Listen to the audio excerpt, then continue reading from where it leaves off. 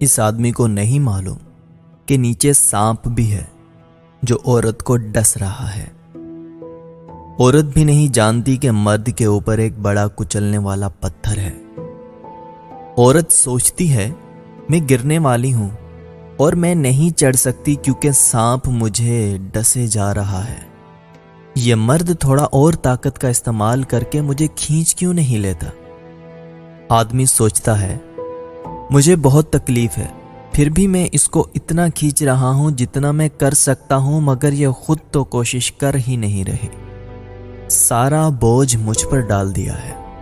کام کی بات یہ ہے کہ آپ دوسرے شخص کی تکلیف اور درد نہیں دیکھ سکتے، اور دوسرا شخص آپ کے درد کو نہیں دیکھ سکتا۔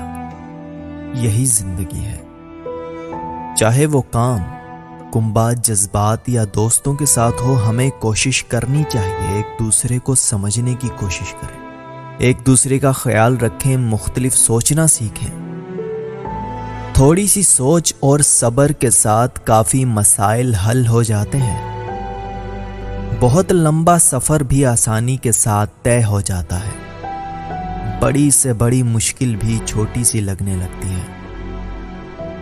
غلط فہمیاں پریشانیوں کا بڑا سبب ہوتی ہیں۔